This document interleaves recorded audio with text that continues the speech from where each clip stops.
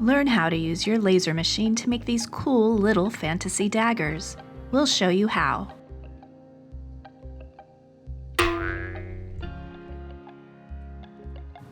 The dagger was designed using a combination of Fusion 360 and CorelDRAW. Fusion 360 let us get the basic fit correct before I even attempted to laser cut the design. Making sure everything fits like this ensures that I don't have to use as much material to get the final design right. When I'm ready to start cutting on the laser, I have to get the design into a two-dimensional format.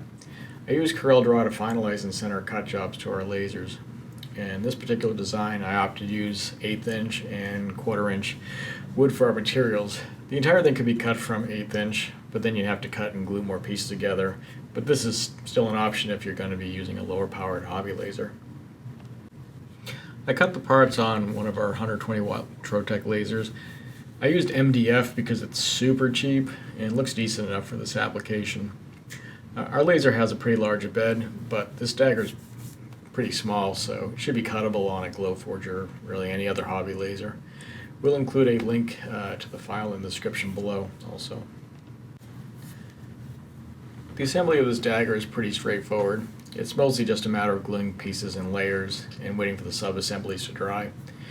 For this video, you might notice that I did not wait long enough for the glue to dry in a lot of cases. I know that. I'm an impatient idiot. Don't be like me. On a side note, I've made these on a number of occasions.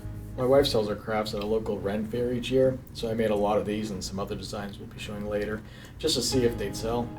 As you can probably imagine, these daggers were really popular with the little kids, even some of the bigger kids.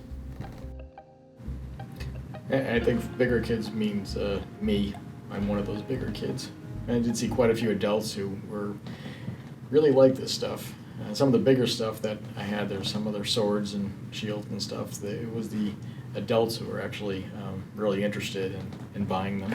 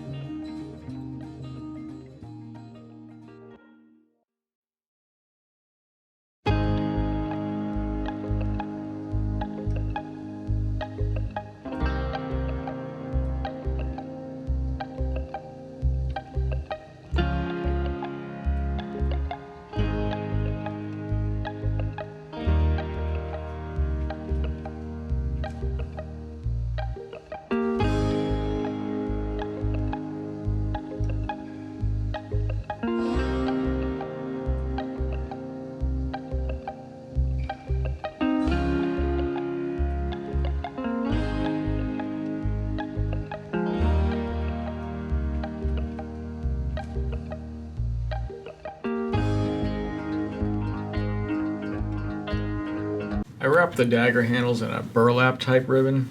You should be able to find it in a number of places online. We'll include a link to an Amazon listing that I used in the description below anyway. It comes in a lot of colors, which adds some nice variety, which it's actually really good if you are making a bunch of these to sell like I did. Some of them do come with these like wires in the edges of the binding, which kind of can get in the way a little bit when you're wrapping. But you can just when you cut the burlap ribbon, you can just like slide the little ribbons right out of there.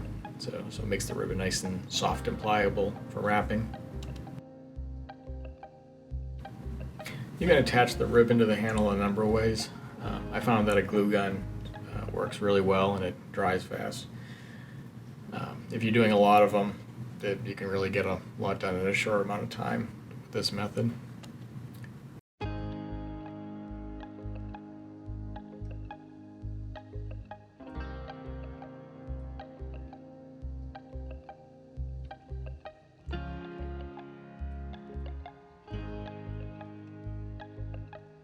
Starting and finishing off the wrapping of the handle, it just takes some trial and error when you're folding and cutting it.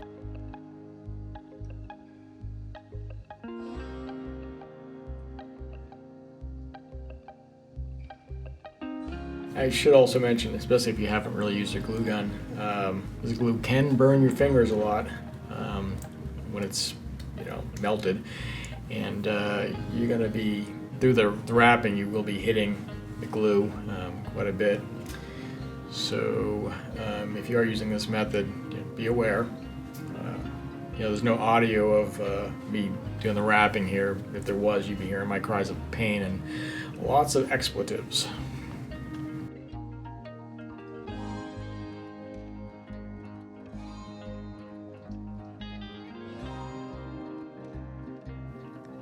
Thanks for watching. Let us know in the comments what you think, and if you've ever thought about doing anything like this. Don't forget to like, subscribe, and click the bell to get notified of future projects. We have more fantasy-related projects coming soon.